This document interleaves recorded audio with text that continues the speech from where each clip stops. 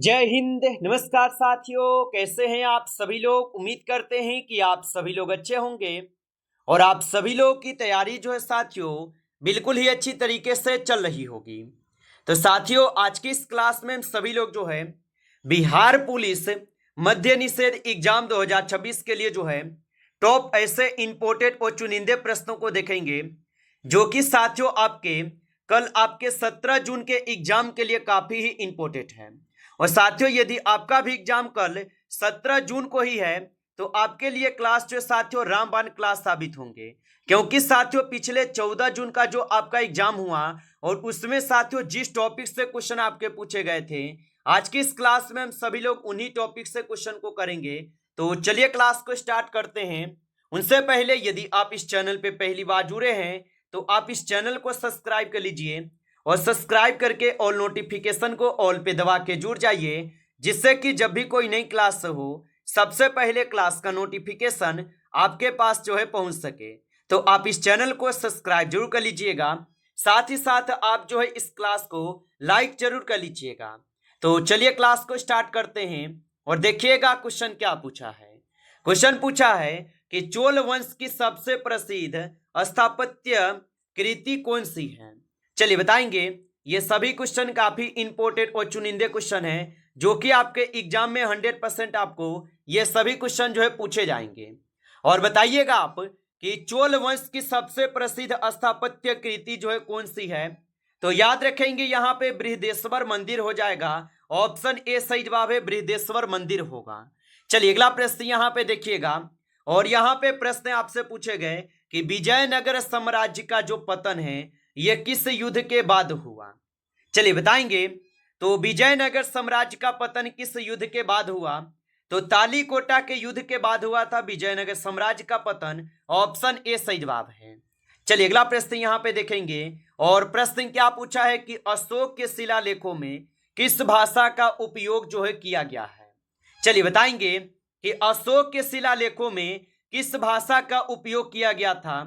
तो याद रखेंगे यहाँ पे इस क्वेश्चन का सही जवाब ऑप्शन सी होगा, प्राकृतिक या ब्राह्मणी। ऑप्शन सी सही जवाब है। चलिए अगला प्रश्न यहाँ पे देखेंगे। और यहाँ पे प्रश्न पूछा है कि मराठा शासक शिवाजी का राज्य अभिषेक जो है कब हुआ था। तो मराठा शासक शिवाजी का राज्य अभिषेक जो है ये हुए थे आपके 1674 में। ऑप्शन ए करेंगे आप सही जवाब, 1674 में हुए थे। आप अच्छे से इनको याद रख लीजिएगा। चलिए अगला प्रश्न यहाँ पे पूछे गए हैं। और प्रश्न क्या पूछा है कि ब्रिटिश ईस्ट इंडिया कंपनी ने बंगाल में पूर्ण नियंत्रण कब जो है स्थापित किया। चलिए बताएंगे। तो ब्रिटिश ईस्ट इंडिया कंपनी ने बंगाल में पूर्ण नियंत्रण कब स्थापित किया। तो ये स्थापित किए थे बक्सर के युद्ध 1764 के बाद। ऑप्शन यहाँ पे बी सही जवाब होगा, याद रखेंगे। चलिए अगला प्रश्न यहाँ पे देखेंगे। और यहाँ पे प्रश्न पूछा है कि खिलाफत आंदोलन का नेतृत्व जो है किन्होंने किया था। चलिए बताएंगे। तो खिलाफत आंदोलन का नेतृत्व जो है किन्होंने किया था।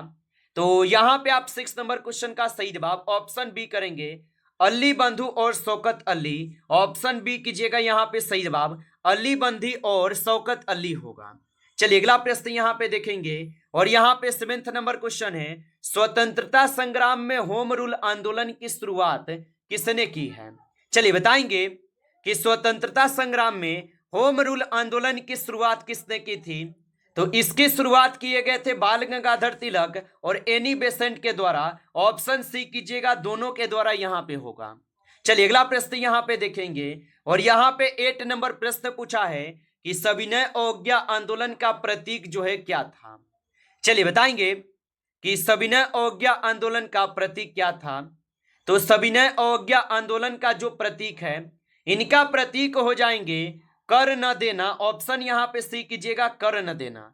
चलिए अगला प्रश्न यहाँ पे देखेंगे। और यहाँ पे 9 नंबर प्रश्न है कि क्रिप्स मिशन भारत जो है कब आया था। तो क्रिप्स मिशन जो है ये भारत कब आए थे। तो क्रिप्स मिशन जो है ये भारत आए हुए थे कब। तो आपका सही जवाब रहेंगे 1942 में क्रिप्स मिशन जो है ये भारत आए थे। ऑप्शन यहाँ पे बी सही जवाब है, 1942 में होगा। चलिए अगला प्रश्न यहाँ पे देखेंगे। और यहाँ पे प्रश्न पूछे गए हैं 10 नंबर कि भारत में संविधान सभा की पहली बैठक कब हुई थी। चलिए बताएंगे। तो भारत में संविधान सभा की जो पहली बैठक हुई थी, ये बैठक कब हुई थी? तो ये बैठक 9 दिसंबर 1946 को हुआ था। ऑप्शन ए हो जाएगा सही जवाब, 9 दिसंबर 1946 को। चलिए अगला प्रश्न यहाँ पे देखेंगे, और यहाँ पे 11th नंबर क्वेश्चन है, भारत में सबसे लंबी नहर प्रणाली कौन सी है? चलिए बताएंगे आप कि भारत में सबसे लंबी नहर प्रणाली कौन सी है। तो यहाँ पे आप 11th क्वेश्चन का सही जवाब इंदिरा गांधी नहर करेंगे। ऑप्शन ए यहाँ पे सही जवाब है।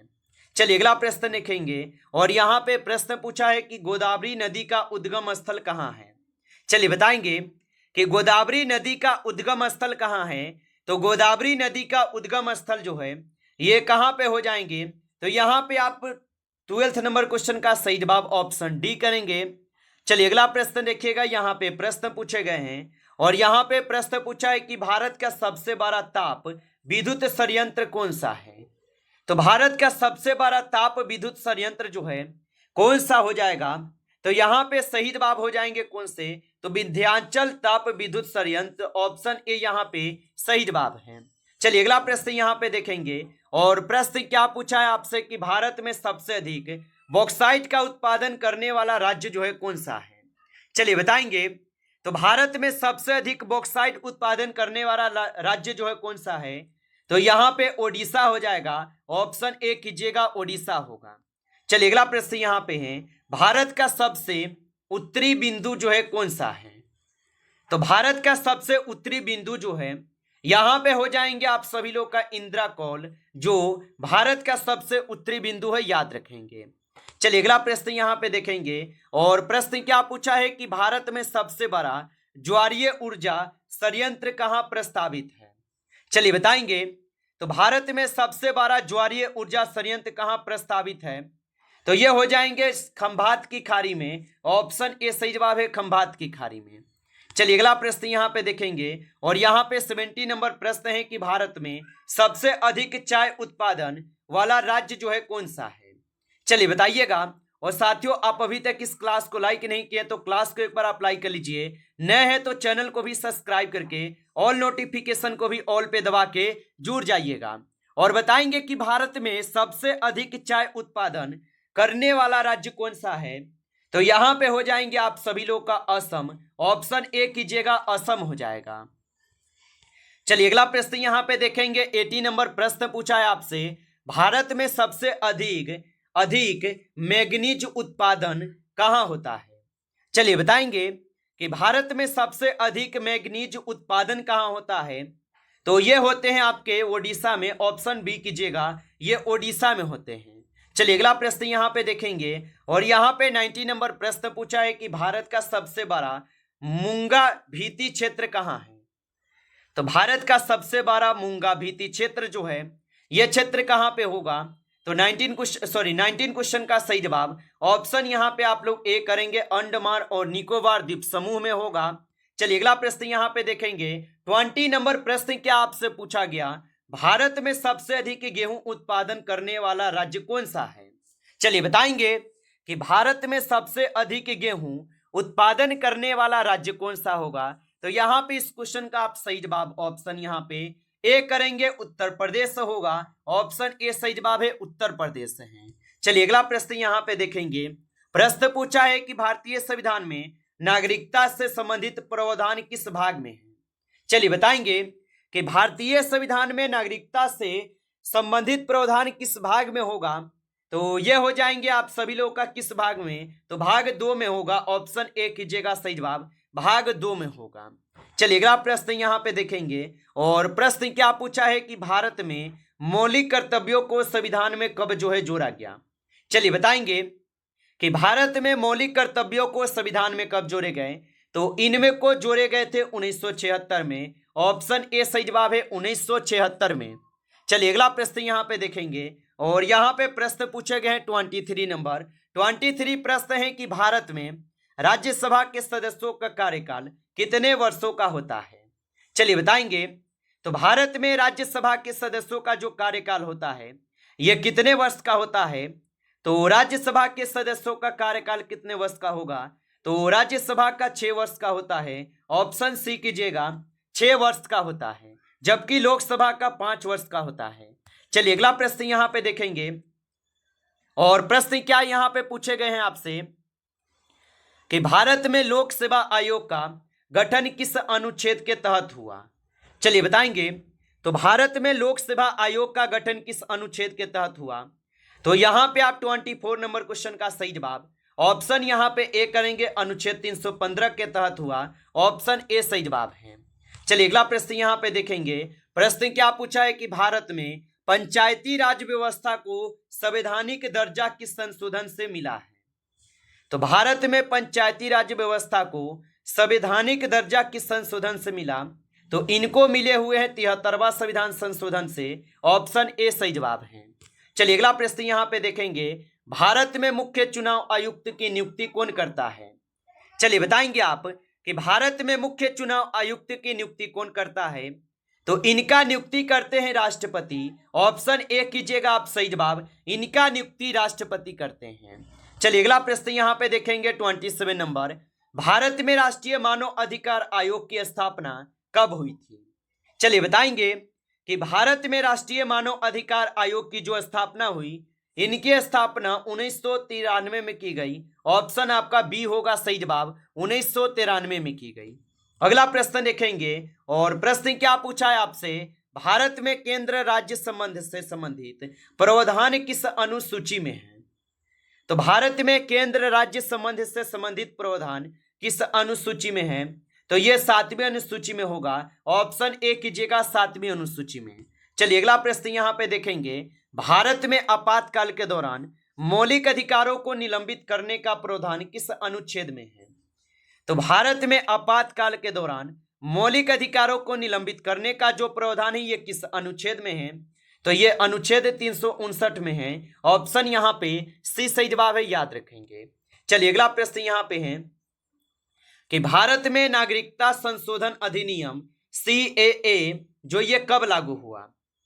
तो भारत में नागरिकता संशोधन अधिनियम जो है ये लागू कब हुआ था। तो ये 2020 में लागू हुए थे, ऑप्शन आपका सी सही जवाब है। चलिए अगला प्रश्न यहां पे देखेंगे 31 नंबर की, भारत में राष्ट्रीय ग्रामीण आजीविका मिशन का उद्देश्य क्या है। तो भारत में राष्ट्रीय ग्रामीण आजीविका मिशन का उद्देश्य क्या है। तो इनका उद्देश्य है ग्रामीण स्वराज, स्वरोजगार और आजीविका संवर्धन, ऑप्शन यहां पे बी कीजिएगा सही जवाब। चलिए अगला प्रश्न यहां पे देखेंगे, और प्रश्न क्या पूछा है कि भारत में नीली क्रांति का संबंध किससे है। तो भारत में नीली क्रांति का जो संबंध होगा, यह किससे संबंध हो जाएगा। तो यह हो जाएंगे मत्स्य पालन से, ऑप्शन ए सही जवाब है, मत्स्य पालन से। चलिए अगला प्रश्न यहां पे देखेंगे, और प्रश्न पूछा है कि भारत में वित्त आयोग का गठन किस अनुच्छेद के तहत होता है।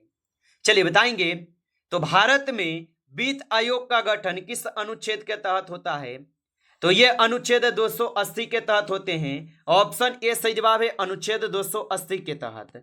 चलिए अगला प्रश्न यहां पे देखेंगे कि भारत में एफडीआई क्षेत्र में कितनी है। तो भारत में एफडीआई जो है यानी कि पक्की सीमा क्षेत्र में कितनी है। तो आप बताएंगे, ये हो जाएंगे आप सभी लोगों का 74%, ऑप्शन यहाँ पे बी सही जवाब है, 74% होगा। नमस्कार साथियों, इस क्लास में टॉप 35 क्वेश्चन थे जो काफी इंपॉर्टेंट क्वेश्चन थे। साथियों यदि आपको क्लास अच्छा लगा हो तो आप इस क्लास को लाइक करेंगे, नए जुड़े हैं आप इस चैनल पे तो चैनल को सब्सक्राइब करके ऑल नोटिफिकेशन को ऑल पे दबा के जुड़ जाइए, जिससे कि जब भी कोई नई क्लास हो सबसे पहले क्लास का नोटिफिकेशन आपके पास जो है पहुंच सके। तो आप इस चैनल को सब्सक्राइब कर लीजिएगा। चलिए फिर मिलते हैं आपसे नेक्स्ट टॉपिक के साथ नेक्स्ट क्लास में, तब तक के लिए जय हिंद जय भारत।